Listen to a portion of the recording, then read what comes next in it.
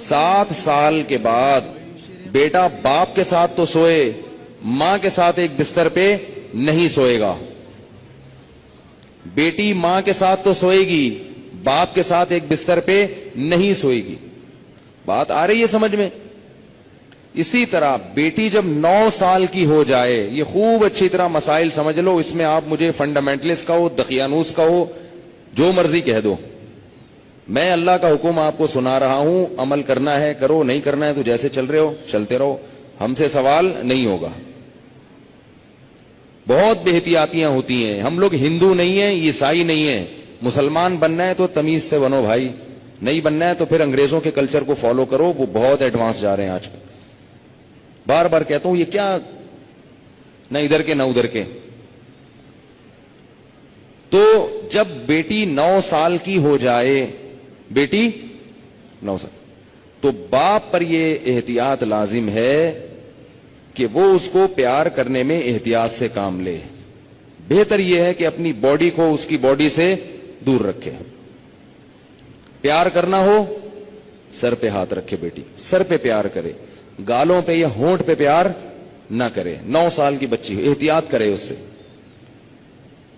یہ احتیاط کی عمر ہے. اور جب بالغ ہو جائے پھر تو ہرگز اس کی اجازت نہیں ہے. کیونکہ مسئلہ یہ ہے کہ باپ اگر بیٹی کو اس طرح سے پیار کرے اور خدا نخواستہ باپ کے دل میں شہوت پیدا ہو گئی، اور اس کی کچھ تفصیل ہے، یہ خود سے فیصلہ نہ کریں، مفتی سے، کسی مفتی کے سامنے پوری صورتحال رکھیں.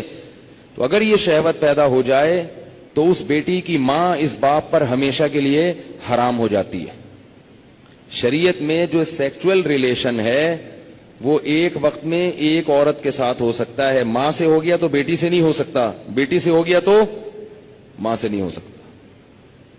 ایسی اجازت نہیں ہے کہ ادھر بھی اور ادھر بھی، نہ نہ نہ نہ. سوتیلی بیٹی جو ہے نا، قرآن نے کیا کہا ہے کہ جب کسی عورت سے نکاح ہوا تمہارا، اور نکاح کے بعد اس عورت سے تمہارا سیکچول ریلیشن قائم ہو گیا، تو اس عورت کی بیٹی تم پر ہمیشہ کے لیے حرام ہو گئی. اب اس بیٹی سے کبھی بھی قیامت تک کے لیے نکاح نہیں ہو سکتا. اگر وہ ریلیشن قائم نہیں ہوا اور ریلیشن قائم ہونے سے پہلے طلاق ہو گئی تو بیٹی سے شادی ہو سکتی ہے. قرآن کی اس آیت سے فقہا نے، امام ابو حنیفہ نے اور ان کے شاگردوں نے اور بہت سارے تابعین نے استدلال کیا ہے کہ اسلام میں ایک وقت میں جس عورت سے ریلیشن ہوا اس کی ماں سے، اس کی بیٹی سے ریلیشن نہیں ہو سکتا. نہ حلال، اور حرام تو ویسے ہی حرام ہے، حلال ریلیشن بھی نہیں اب ہو سکتا. کسی عورت سے جب ریلیشن ہو گیا تو بیٹی سے اب حلال شادی بھی نہیں ہو سکتی، قرآن نے منع کر دیا. کسی عورت سے اگر خدا نخواستہ زنا ہو گیا، اب اس عورت سے تو شادی ہو سکتی ہے، اس کی ماں سے یا اس کی بیٹی سے شادی نہیں ہو سکتی. خوب سمجھ لیں یہ مسئلہ اچھی طرح سے. اسی طرح یاد رکھو کہ اگر داماد نے خدا نخواستہ بہو کے سسر کے ساس کے ساتھ، داماد اور ساس میں کوئی ریلیشن ہوا سیکچول، کس میں؟ داماد میں اور ساس میں، تو یہ جو ساس کی بیٹی ہے یہ اس پر ہمیشہ کے لیے حرام ہو جائے گی.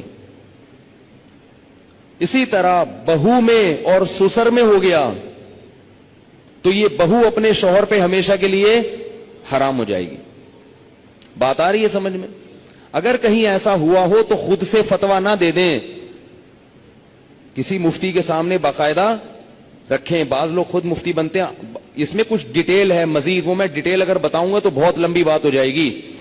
تو کسی کے ساتھ ایسا خدا نخواستہ ہوا ہو تو خود سے فیصلہ نہ کرے، کسی مفتی کے سامنے پوری، میں کچھ شرطیں ہیں تو میں ڈیٹیل میں نہیں جا رہا، میں صرف آپ کو مسئلے کی حساسیت بتا رہا ہوں کہ احتیاط، بولو بھائی، ضروری ہے.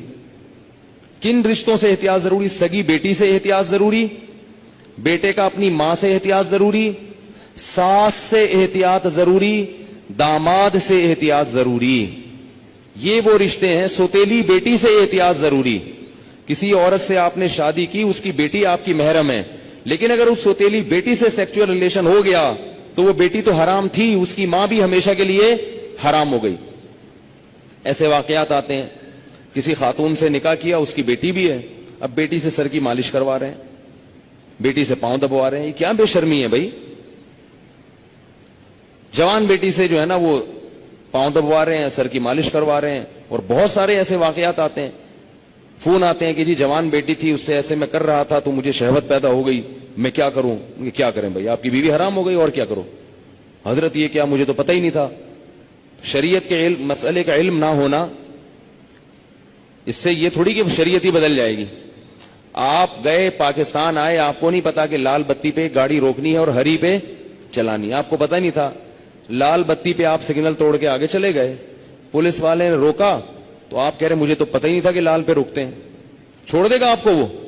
تو اسی طرح اللہ بھی نہیں چھوڑتے کہ پتہ ہی کوئی نہیں, آپ کو پتہ ہی نہیں تھا آپ کو. تو یہ خوب سمجھ لیں, ان رشتوں میں احتیاط کی بہت سخت ضرورت ہے. اسلام پاکیزہ نظام بنانا چاہتا ہے. بہو گھر میں آئی ہے تو سسر کے لیے وہ بیٹیوں کی طرح ہے. جب بھی اس پہ نگاہ ڈالے, کیسی نگاہ ڈلے گی؟ بیٹی جیسے. اور اس کو ہاتھ نہ لگائے. پیار کرنا ہے بہو کو, سر پہ ہاتھ رکھے. سمجھ رہے ہیں؟ نہیں سمجھ میں آ رہی نا, کیا کریں؟ بہو کو پیار کرنا ہے تو کیا کرنا ہے؟ سر پہ ہاتھ رکھنا ہے بس. بیٹیوں کی طرح بس سر پہ ہاتھ رکھا بس. کیسے بے شرمی کے واقعات آ رہے ہیں. خواتین بتاتی ہیں, سسر صاحب آ رہے ہیں, وہ خواتین, کئی خاتون آئی ہیں بہو امریکہ سے, سسر صاحب ایئرپورٹ پہ لینے پہنچے ہوئے اور گلے مل رہے ہیں اس سے. بہو کو تکلیف ہو رہی ہے, اس کو شرم آ رہی ہے کہ ہمارے سسر کیا کر رہے ہیں, اس کو شرم محسوس ہو رہی ہے کہ میرے یہ سسر صاحب کیسے ہیں. لیکن وہ بیچاری بول نہیں سکتی. وہ بولے گی تو سسر کیا کہیں گے کہ مجھے باپ نہیں سمجھتی, مجھے باپ مجھ پہ شک کرتی ہے. کیوں بھائی؟ تو سسر کو مسئلہ سمجھا دیں. میں یہ نہیں کہہ رہا کہ وہ بیچارہ غلط ہوگا, ہو سکتا ہے وہ بیٹیوں ہی کی طرح گلے مل رہا ہو, اور ہر ایک کی سوچ غلط نہیں ہوتی, کسی سے بدگمان ہونے کی اجازت نہیں ہے.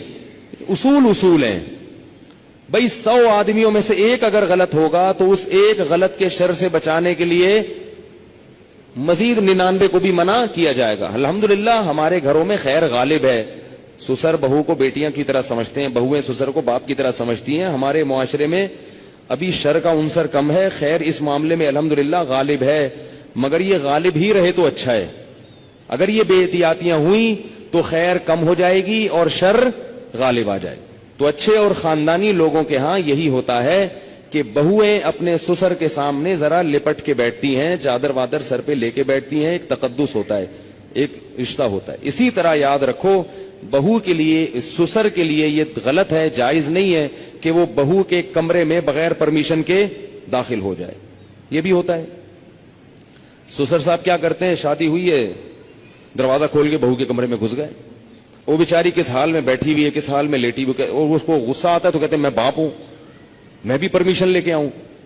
تو حیا بھی کوئی چیز ہوتی ہے. تو جوان بیٹی کے کمرے میں باپ کو اس طرح نہیں گھسنا چاہیے. بیٹی کا بھی باپ سے کوئی حیا تو ہوتی ہے نا. تو اس لیے ان چیزوں میں احتیاط برتو. ہم کسی پہ الزام نہیں لگا رہے, کسی پہ شک نہیں کر رہے, یہ سارے کیسز ہو رہے ہیں. ایک صاحب کہتے ہیں کہ میرے والد صاحب نے میری بیوی کے لیے چوڑیاں لاتے ہیں تو میری بیوی کا ہاتھ پکڑ کے اس کے ہاتھ میں چوڑیاں ڈال رہے ہیں.